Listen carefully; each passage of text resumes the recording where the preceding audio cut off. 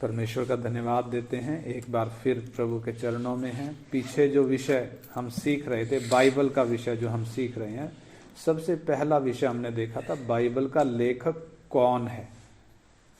खुद परमेश्वर इस बाइबल का लेखक है। बेशक 40 अलग अलग व्यक्तियों को परमेश्वर ने इस्तेमाल किया, तो भी मनुष्यों की बुद्धि का एक लेश मात्र भी इसमें नहीं है। पूरा का पूरा वचन परमेश्वर ने अपने आत्मा की प्रेरणा से लिखवाया है।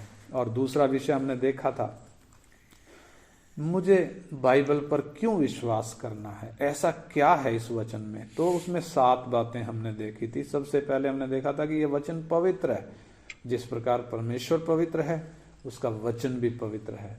और दूसरा, ये परमेश्वर का वचन है। और तीसरा हमने देखा था कि ये वचन जीवित और सामर्थी है। और चौथा, ये वचन सत्य है, इसमें लिखी हुई एक एक बात सत्य है। और पांचवा हमने देखा था कि इस वचन में वो खूबी है कि इसको सुनने से विश्वास अंदर उत्पन्न होता है। और छठी बात हमने देखी थी कि ये वचन जीवन का वचन है, यानी जीवन अंदर आता है एक व्यक्ति जब इसको स्वीकार करता है। और 7वीं बात हमने देखी थी कि जब एक व्यक्ति इस वचन को अपने अंदर स्वीकार करता है तो ये वचन परमेश्वर के खिलाफ पाप करने से हमें बचाता है।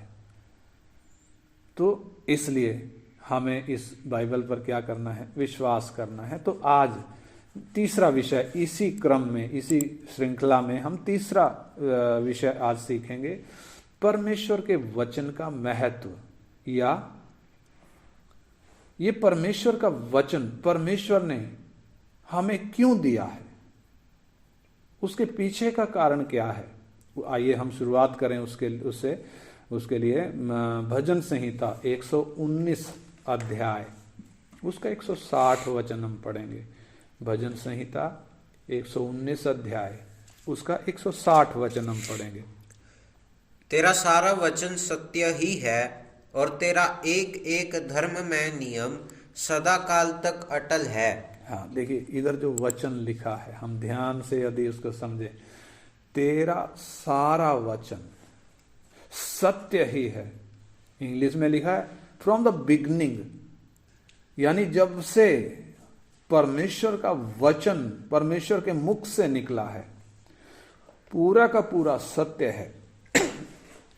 और तेरा एक एक धर्म में नियम, एक एक वचन सदा काल तक अटल है। प्रभु यीशु भी इस बात को कहते हैं, आसमान टल जाएगा, धरती टल जाएगी, लेकिन मेरी कही हुई बातें कभी नहीं टलेंगी। यानी परमेश्वर का वचन अटल है, एक एक वचन अटल है। तो सवाल उठता है, परमेश्वर ने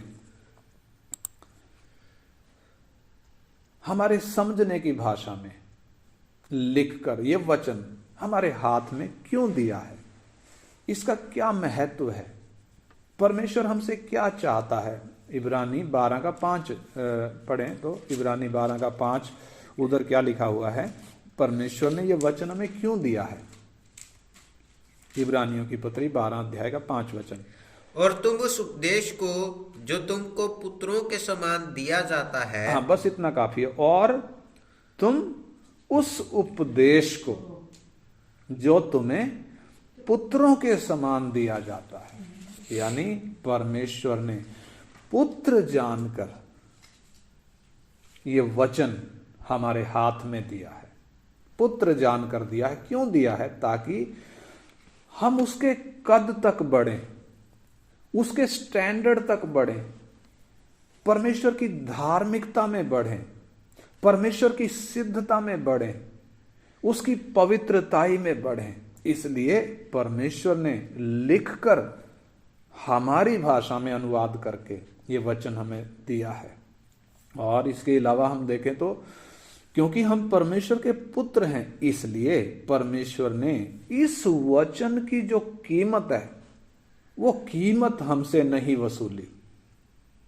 यानी ये मामूली सी कीमत में हमें उपलब्ध करवाया है। ये परमेश्वर का प्रेम है। ये बाइबल को यदि हम इसकी कीमत को देखें तो इसमें लिखे हुए वचन की तो कोई कीमत है नहीं। दुनिया का सारा धन इस वचन की बदले में यदि देना पड़े तो भी कम पड़ेगा। ये वचन में उतना कीमत है। परंतु हम बाइबल की कीमत को यदि देखें, इसके कागज की कीमत, इसकी बाइंडिंग की कीमत, इसकी छपाई की कीमत भी यदि हम देखें तो जितना उसमें खर्च किया गया है उतना हमसे नहीं वसूला गया है, बल्कि मामूली सी कीमत में परमेश्वर ने ये हमारे हाथ में उपलब्ध करवाया है। और कोई विदेशी भाषा में नहीं लिखा हुआ है, परंतु हमारी अपनी भाषा में परमेश्वर ने हमें लिख कर दिया है। देखो कितना बड़ा सौभाग्य है, कितना बड़ा। इसका मतलब परमेश्वर का कितना बड़ा उद्देश्य है ये वचन जो हमारे हाथ में है। अगर इस वचन के अनुसार हम चलते हैं, इस वचन को हम सीखते हैं और इसके अनुसार यदि हम चलते हैं तो स्वाभाविक है बहुत सी समस्याओं से हम बच सकते हैं, बहुत सी समस्याओं से। उसके लिए हम पढ़ेंगे भजन संहिता 119 का 4 वचन। भजन संहिता 119 का 4 वचन, 119 का 4।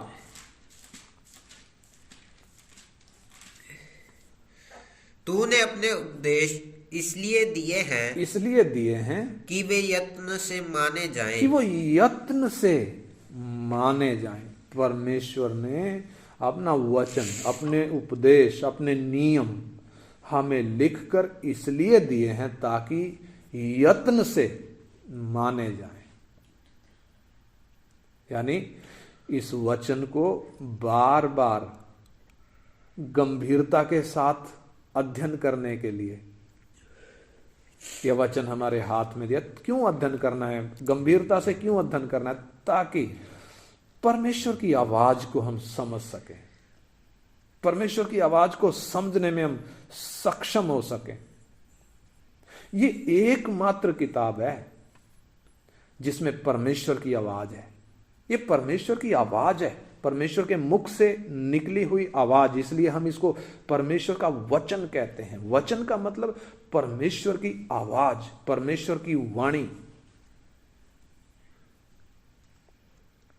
परंतु ये जो वचन है हर कोई इसको समझ नहीं सकता है, हर एक पे ये खुलता भी नहीं है। इसकी खासियत है, भले ही ये किताब हमारे घर में हो, भले ही हमारी टेबल पर हो, भले ही हमारी भाषा में समझने वाली आसान भाषा में इसको अनुवाद किया गया हो, तो भी बहुत से विश्वासियों के लिए, मैं विश्वासी बोल रहा हूं, बहुत से विश्वासियों के लिए ये किताब बंद है। क्यों बंद है? उसके पीछे का कारण, क्योंकि ये कोडेड लैंग्वेज में लिखी गई है। जब हम इसको पढ़ते हैं तो जो घटना हम पढ़ रहे हैं वो घटना का अर्थ, बाहरी अर्थ तो हमें समझ में आता है, वो घटना तो हमें समझ में आती है। पतरस पानी पर चलने लगा तो जब तक यीशु को देखा तो वो चलता रहा, लेकिन जब समुद्र को देखा, तूफान को देखा तो डूबने लगा। वो घटना तो हमारे समझ में आती है, परंतु उसके पीछे का जो सिद्धांत है, उसके पीछे का जो गहरा रहस्य है, जो परमेश्वर इस घटना के द्वारा हमें सिखा रहा है, एक एक घटना जो बाइबल में वर्णित है, एक एक चरित्र जो बाइबल में वर्णित है, उसके पीछे के जो सिद्धांत हैं, उसके पीछे का जो गहरा रहस्य है, उस पर पासवर्ड लगा है। यानी वो पासवर्ड कोई मनुष्य अपनी बुद्धि से खोल नहीं सकता है, कंप्यूटर से भी खुलता नहीं है। कितना भी कोई साइबर एक्सपर्ट हो, यह पासवर्ड नहीं टूटेगा। इसका लेखक, इसका लिखने वाला वह पासवर्ड को खोल कर देता है, परंतु वो किसको खोल कर देता है? सवाल उठता है, वो किसको खोल कर देगा? शर्त है उसके पीछे, यदि हमें ये वचन समझना है, इसका भेद हमने समझना है, इसका सही अर्थ, इसके सिद्धांत यदि हमने समझना है, तो शर्त है उसके पीछे। उसके लिए हमें निष्कपट मन से, कैसे? निष्कपट मन से परमेश्वर के सन्मुख आना होगा, परमेश्वर की आवाज को सुनने के लिए और परमेश्वर की आवाज का पालन करने के लिए हमें पूरी तरीके से तैयार होना पड़ेगा। तब वो सिद्धांत हमें खोल कर देगा। परंतु हम यदि वचन में देखें तो भजन संहिता 119 का 9 वचन हम पढ़ें। 119 का 9, जवान अपनी चाल को किस उपाय से शुद्ध रखे। हाँ, जवान अपनी चाल को किस तरीके से, किस उपाय से शुद्ध रखे। तेरे वचन के अनुसार सावधान रहने से। हाँ, तेरे वचन के अनुसार सावधान रहने से। कौन? एक जवान व्यक्ति कैसे अपनी चाल को शुद्ध रखे? तरीका एक ही है,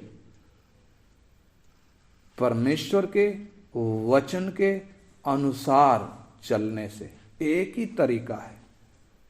परंतु आज हम जवानों की चाल को यदि देखें तो सबोपदेशक 11 का 9 वचन हम पढ़ें। सबोपदेशक 11 अध्याय उसका 9 वचन, जवानों की चाल। हे जवान अपनी जवानी में आनंद कर। हाँ, देखिए एक जवान की अभिलाषा क्या है, उसके मन की वो डिजायर क्या है, परमेश्वर का वचन इधर बता रहा है। हे जवान अपनी जवानी में, हाँ, हे जवान अपनी जवानी में आनंद कर, अपनी जवानी में आनंद कर, और अपनी जवानी के दिनों में मगन रहे। हाँ, अपनी जवानी के दिनों में मगन रहे, यही तो अभिलाषा है। और आगे अपनी मनमानी कर, अपनी मनमानी कर, यही तो एक जवान की अभिलाषा है। हाँ, और अपनी आंखों की दृष्टि के अनुसार चल। हाँ, वही तो एक जवान कर रहा है, अपनी मनमानी कर रहा है, अपनी आंखों की दृष्टि के अनुसार चल रहा है। परंतु परमेश्वर क्या कह रहा है? परंतु यह जान रख, परंतु ये जान रख कि इन सब बातों के विषय, इन सब बातों के विषय परमेश्वर तेरा न्याय करेगा। परमेश्वर तेरा न्याय करेगा। इंग्लिश में लिखा है he will bring you under his judgement, यानी वो अपने न्याय के अधीन लाएगा। एक एक बात का हिसाब लेगा, एक एक बात का हिसाब लेगा। जवानों की अभिलाषा, परंतु परमेश्वर की अभिलाषा क्या है? हमने वो जो भजन 119 का 9 पढ़ा कि जवान अपनी चाल को कैसे सुधारे, कैसे शुद्ध रखे। एक ही तरीका है, परमेश्वर के वचन के अनुसार चलने से। इसका 75 वचन भी हम पढ़ेंगे, भजन 119 का 75, भजन 119 का 75 वचन।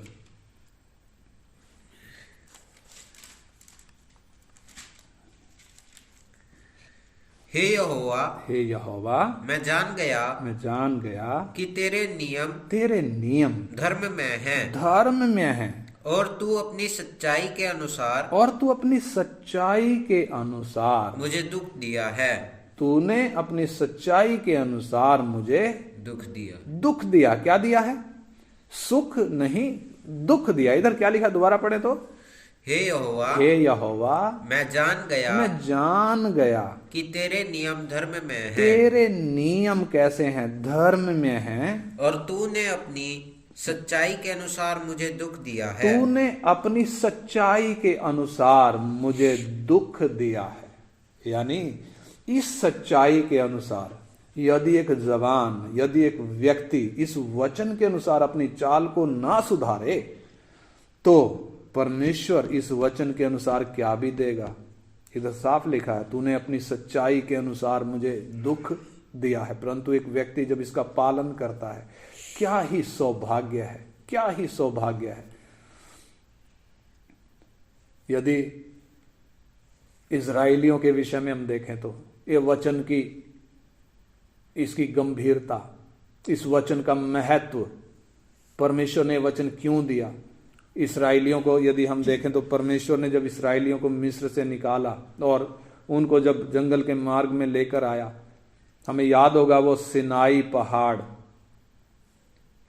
जहां पर इसराइलियों ने डेरा डाला, जिस सिनाई पहाड़ पर परमेश्वर की महिमा उतरी। परमेश्वर ने उतर कर जब इसराइलियों से बात किया, उधर परमेश्वर मूसा से कुछ कह रहा, हम पढ़ेंगे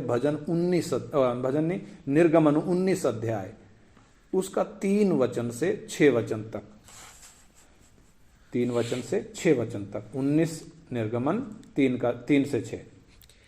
तब मूसा पर्वत पर परमेश्वर के पास चढ़ गया। हाँ, मूसा पर्वत पर परमेश्वर के पास चढ़ गया और यहोवा ने पर्वत पर से उसको पुकार कर कहा। हाँ, यहोवा परमेश्वर ने पर्वत पर से उसको पुकार कर कहा, मूसा को पुकार कर कहा, याकूब के घराने से ऐसा कहे। हाँ, याकूब के घराने से ऐसा कहे और इजराइलियों को मेरा यह वचन सुना। यानी इसराइलियों को मेरा ये वचन सुना। कौन सा वचन?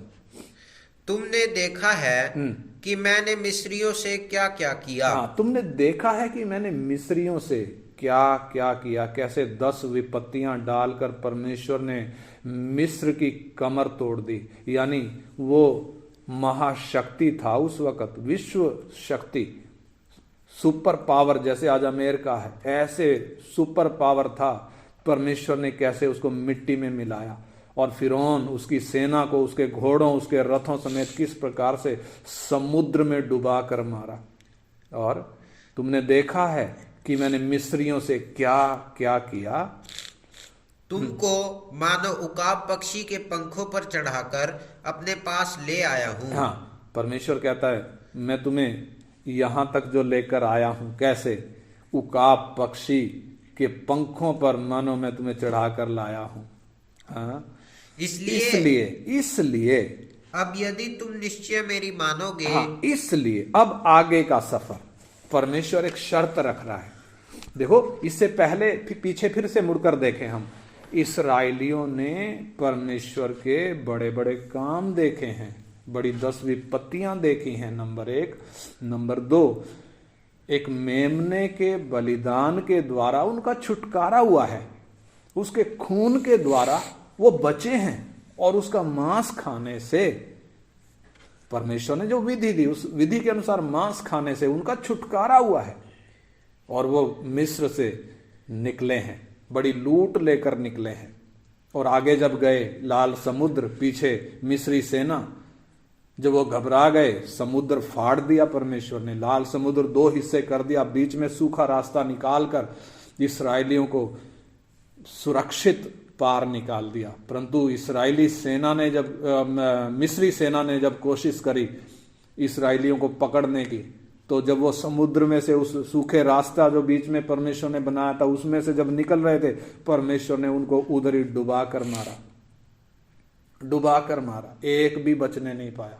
और फिर और आगे हम देखते हैं किस प्रकार परमेश्वर दिन में बादल का खंबा और रात में आग का खंबा बनकर उनकी अगुवाई करता रहा। और फिर और आगे देखते हैं तो किस प्रकार स्वर्ग से परमेश्वर ने मन्ना गिराकर उनको खिलाया प्रतिदिन। और फिर और आगे जाएं तो किस प्रकार परमेश्वर ने चट्टान को फाड़ कर उनको पानी पिलाया है। इन बड़े बड़े अद्भुत काम इस्राएल ने देखे हैं। और अब जबकि वो सिनाई पहाड़ के पास आ गए, परमेश्वर कहता है अब यदि यानी पीछे का जो हो गया सो हो गया, अब आगे को कैसे होगा उसके लिए शर्त है। क्या शर्त है? उसका 5 वचन फिर से पढ़ें। इसलिए अब यदि तुम निश्चय मेरी मानोगे। हाँ, इसलिए अब यदि तुम निश्चय मेरी मानोगे और मेरी वाचा का पालन करोगे तो सब लोगों में से धरती के सब लोगों में से तुम ही मेरा निज धन ठहरोगे। तुम क्या ठहरोगे? मेरा, परमेश्वर का निज धन ठहरोगे। समस्त पृथ्वी तो मेरी है। हाँ, समस्त पृथ्वी तो परमेश्वर की है। हाँ, और तुम मेरी दृष्टि में याजकों का राज्य और पवित्र जाति ठहरोगे।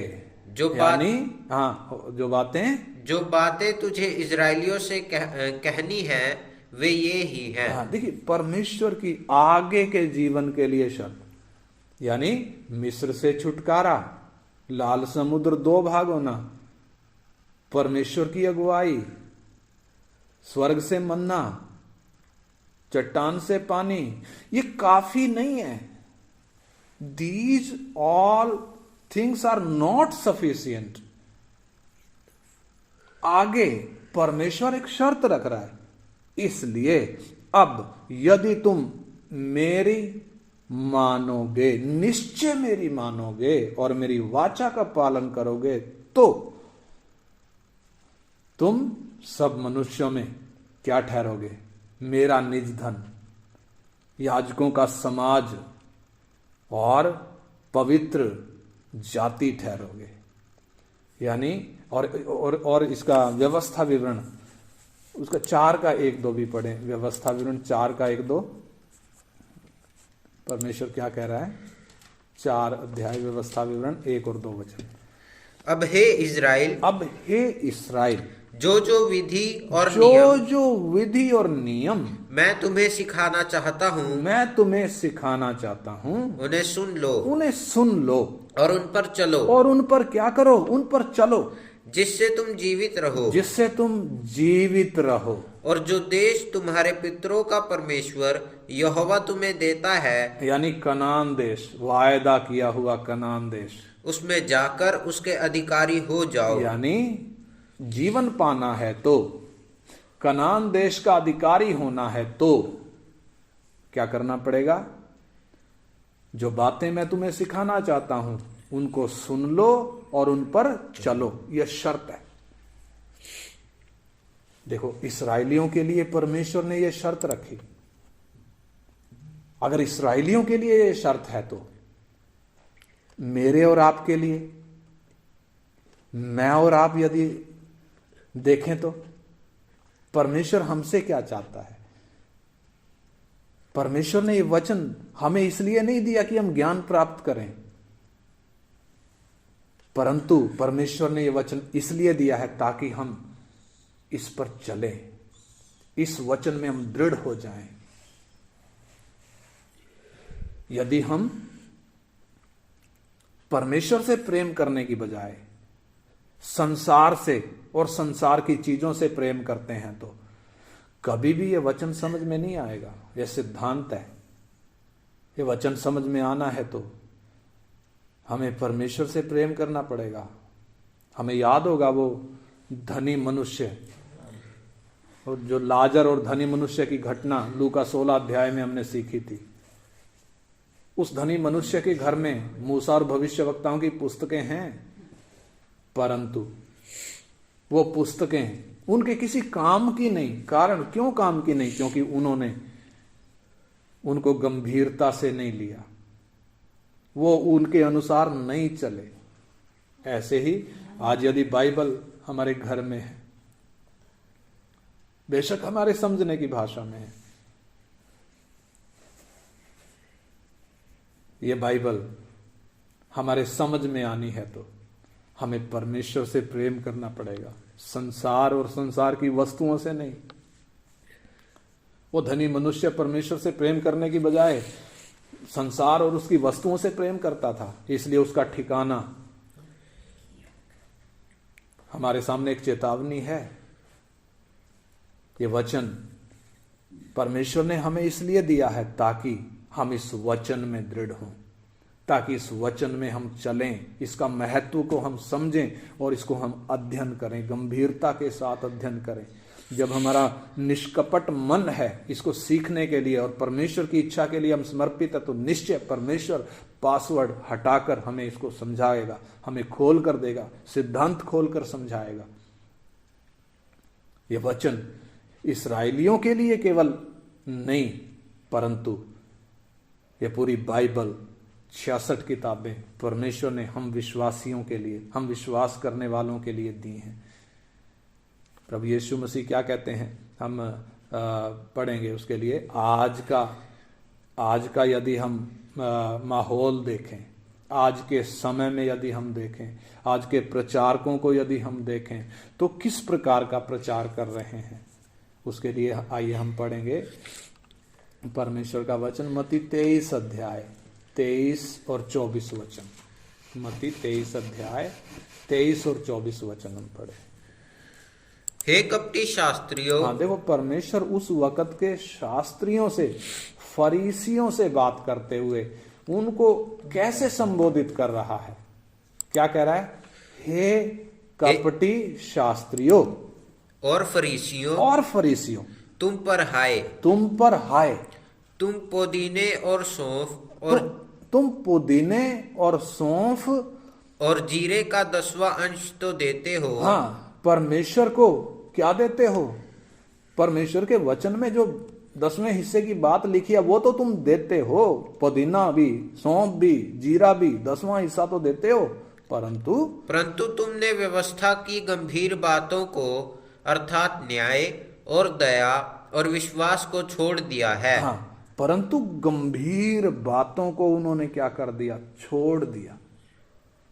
मामूली बातों को तो पकड़ लिया, गंभीर बातों को छोड़ दिया। गंभीर बातें कौन सी? न्याय चाहिए था कि न्याय करें, दया चाहिए था कि दया करें सबके साथ, विश्वास चाहिए था कि इस वचन पर विश्वास करके चलें, परंतु उस बात को उन्होंने छोड़ दिया। हाँ, चाहिए था कि इन्हें भी करते रहते और उन्हें भी ना छोड़ते। हाँ, इन्हें भी करते रहते, यानी तुम जो ये 10वां हिस्सा देते हो इन्हें भी करते रहते और उन्हें भी ना छोड़ते, यानी न्याय, दया और विश्वास को ना छोड़ते। हाँ? हे अंधे अगुवो, तुम मच्छर को तो छान डालते हो, तुम मच्छर को तो छलनी में छान डालते हो, परंतु ऊंट को निगल जाते हो। यानी यीशु उस समय के फरीसी और शास्त्रियों से बात कर रहा है। अगर यीशु आज के प्रचारकों से बात करे तो कैसे बोलेगा? ऐसे ही तो बोलेगा। आज भी हम देखें तो आज के प्रचारक क्या प्रचार करते हैं? यही तो करते हैं, पैसे दे दो, पैसे दे दो, पैसे दे दो, आशीष मिल जाएगी, चंगाई मिल जाएगी, तुम्हारा काम बन जाएगा, तुम्हारे नौकरी मिल जाएगी। अगर यीशु बात करे तो कैसे बोलेगा? फरीसी शास्त्रियों का यह वचन हमें याद है। आज भी यीशु की आवाज बदली नहीं है। कैसे बोल रहा है? हे कपटी शास्त्री और फरीसियों, तुम पर हाय। आज भी तो यही हो रहा है। इस वचन में एक विश्वासी को दृढ़ करने की बजाय, इस वचन को एक विश्वासी को सिखाने की बजाय आज अपना बिजनेस बढ़ाया जा रहा है, अपनी दुकान चमकाई जा रही है। यानी क्या चाहिए था? चाहिए था इस वचन में हमारी नींव डले, इस चट्टान पर हमारी नींव डले। प्रभु यीशु कहते हैं उस बात को। उसके लिए 7 अध्याय मत्ती 7 अध्याय 21 से पढ़ें, 7 का 21 से, मत्ती 7 का 21 से। जो मुझसे हे प्रभु कहता है। देखिए यीशु साफ कह रहे हैं, जो मुझसे हे प्रभु कहता है, उनमें से हर एक स्वर्ग के राज्य में प्रवेश न करेगा। उनमें से हर एक स्वर्ग के राज्य में प्रवेश नहीं करेगा। जो मुझसे हे प्रभु कहता, किसी और से नहीं, मुझसे, यीशु से, जो हे प्रभु कहता है, हर एक स्वर्ग के राज्य में नहीं पहुंचेगा।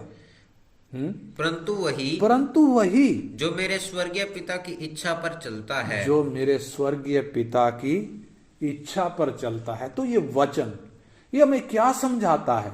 ये हमें स्वर्गीय पिता की इच्छा खोल कर देता है। इसके सिद्धांत हमें स्वर्गीय पिता की उस स्टैंडर्ड को, उस पवित्रताई को, उस धार्मिकता को, उस सिद्धता को हमें खोल कर देते हैं, ताकि उस स्टैंडर्ड में, उस स्तर में हम बढ़ें और स्वर्गीय पिता की इच्छा पर चलें। परंतु आज हम देखें तो हम कर क्या रहे हैं? आज के प्रचारक कर क्या रहे हैं? क्या इस वचन में और स्वर्गीय पिता की जो इच्छा है क्या उसको खोल कर दे रहे हैं, या अपना पेट पाल रहे हैं? नौकरी कहीं और मिली नहीं, कहीं और मेहनत करनी पड़ती, पब्लिक डीलिंग करनी पड़ती, या कहीं कसी चलानी पड़ती, खून पसीना बहाना पड़ता, उससे बच गए। बाइबल उठा ली और क्या समझाने लगे, आ जाओ यीशु चंगा करेगा, यीशु आशीष देगा। भाई साहब क्या कहता है, हर कोई जो मुझे हे प्रभु कहता है स्वर्ग के राज्य में ना जाएगा, परंतु केवल वो जाएगा जो मेरे स्वर्गीय पिता की इच्छा पर चलता है। और आगे पढ़ें 22। उस दिन बहुत से लोग मुझसे कहेंगे, हे प्रभु, क्या हमने तेरे नाम से भविष्यवाणी नहीं की, और तेरे नाम से दुष्ट आत्माओं को नहीं निकाला, और तेरे नाम से बहुत से आश्चर्यक्रम नहीं किए?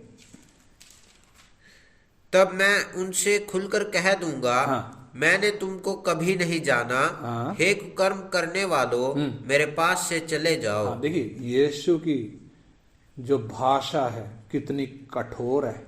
हे कुकर्म करने वालों, किनको बोल रहा है?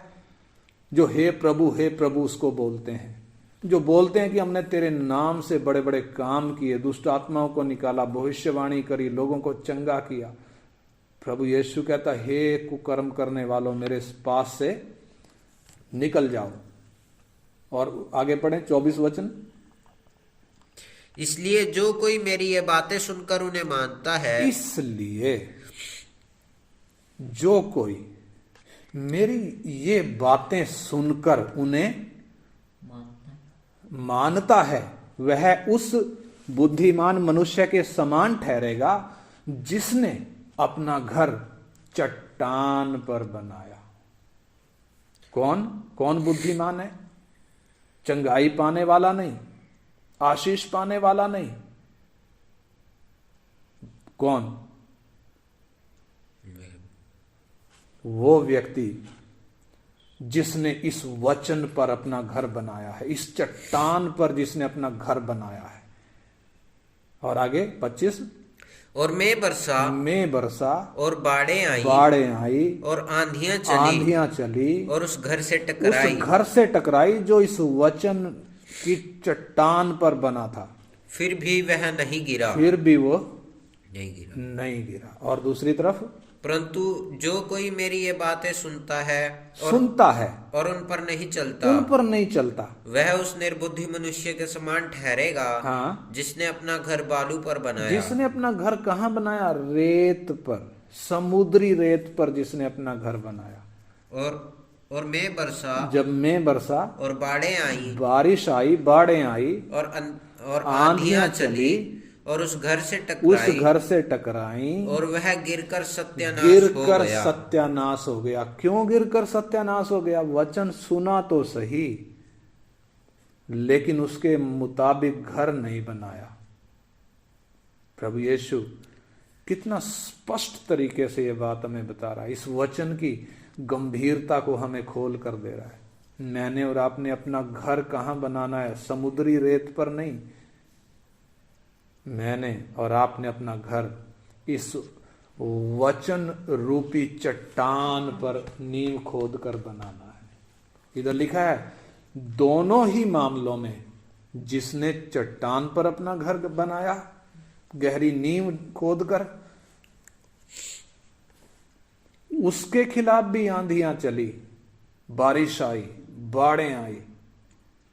और जिसने समुद्री रेत पर बनाया था उसके खिलाफ भी बाढ़ आई, बारिश आई, आंधियां चली, मकान को टक्करें लगी, परंतु कौन सा गिरा?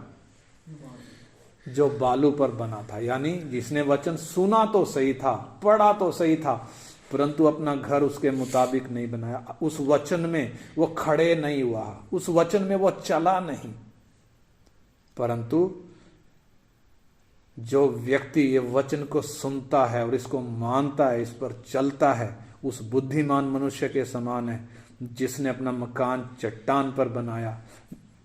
बाढ़ें आएंगी, आंधियां आएंगी, बारिश आएगी, मकान पर टक्करें लगेंगी, पहले से ही लिख कर दे दिया हमारे हाथ में, परंतु हम कब स्थिर रह सकेंगे? मालूम है, आज के समय में हिंदुस्तान में यदि हम बात करें तो दुनिया भर की परिस्थितियां हैं, परंतु अगर हम हिंदुस्तान की बात करें, आजकल जो परिस्थितियां हैं, कितने लोग विश्वास को छोड़कर पीछे हट रहे हैं। क्यों हट रहे हैं? क्योंकि नींव इस वचन के अनुसार नहीं डाली गई। कौन दोषी है? हम किसको दोष दें? क्या हम प्रचारकों को दोष दें? क्या हम सेवकों को दोष दें? या हमारा अपना दोष है? दोष तो हमारा अपना है, हम दूसरों को क्या दोष दें? परमेश्वर ने जब ये वचन मेरे समझने की भाषा में मेरे हाथ में दिया, बड़े उद्देश्य से दिया है, बड़े उद्देश्य से दिया है। इसलिए यदि वो गंभीरता मुझ में है, इस वचन के लिए वो निष्कपट मन मुझ में है, और वो इच्छा है कि प्रभु ये वचन मुझे सिखा, मैं इस पर चलूंगा, निश्चय परमेश्वर हमें यह वचन खोल कर देगा। इसकी गंभीरता को हम समझें। हर किसी को यह समझ में नहीं आएगा। बहुत से लोग बाइबल पढ़ते हैं इसमें कमियां ढूंढने के लिए, गलतियां ढूंढने के लिए। उनको कमियां और घटियां मिल भी जाती हैं, परंतु इसके गहरे रहस्य, परमेश्वर के सिद्धांत जो हम लोगों के जीवन के लिए जरूरी हैं, वो गहरे रहस्य किसको मिलेंगे? वो खजाना किसको मिलेगा? जो इस वचन को वास्तव में चाहता है कि मैं इसको सीखूं और मैं इस पर चलूं। यानी वो बुद्धिमान मनुष्य जो वचन को सुनता केवल नहीं, वो वचन पर चलता है। इसलिए आइए हम प्रार्थना करें। आज तक हमने वचन को किस दृष्टि से लिया, किस उद्देश्य से लिया? परमेश्वर ने अपना वचन जब हमारे हाथ में दिया है, हम इसको कैसे देखते हैं? हमारी इसके साथ डीलिंग कैसी है? कितने दिन हो जाते हैं हमें इसको पढ़े हुए, या हम प्रतिदिन नियमित रूप से इसको अध्ययन करते हैं, गंभीरता से बार बार अध्ययन करते हैं ताकि इसकी गहराई हम समझें। आइए हम अपना जीवन जांचें।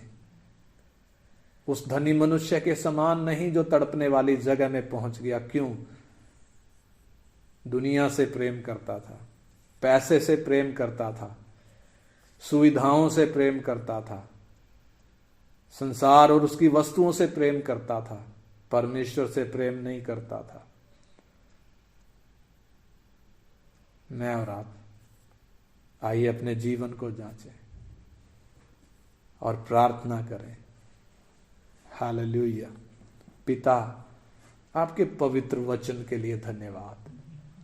आपने ये वचन हमें इसलिए दिया है कि हम इस वचन में खड़े हो जाएं। इस्राएलियों का उदाहरण आपने दिया प्रभु। उनके सामने जब हम अपने जीवन को रखकर देखते हैं, विश्वास करना काफी नहीं है, बपतिस्मा लेना काफी नहीं है, वचन को सुनना और पढ़ना भी काफी नहीं है, परंतु काफी है इन वचनों पर चलना। जरूरी है इन वचनों का पालन करना। इसलिए पिता, हम एक एक को, जिस तक ये आवाज पहुंच रही है प्रभु, हम एक एक को आप ये वचन खोल कर दें। वो भूख और प्यास, वो लगन हमारे मनों में दें, ताकि इस वचन को हम पूरी मेहनत के साथ सीखें और समझें प्रभु, और इस पर हम चल सकें, और हमारा जीवन प्रभु आपके उद्देश्य के अनुसार तैयार हो सके, और दूसरों के लिए हमारा जीवन आशीष और प्रेरणा का हो सके। हाँ पिता, आप मदद करें, आप अगुवाई करें। एक एक हमारे भाई बहन को प्रभु आपके हाथ में सौंपते हैं। यीशु मसीह के पवित्र नाम में मांगते हैं, आमीन आमीन।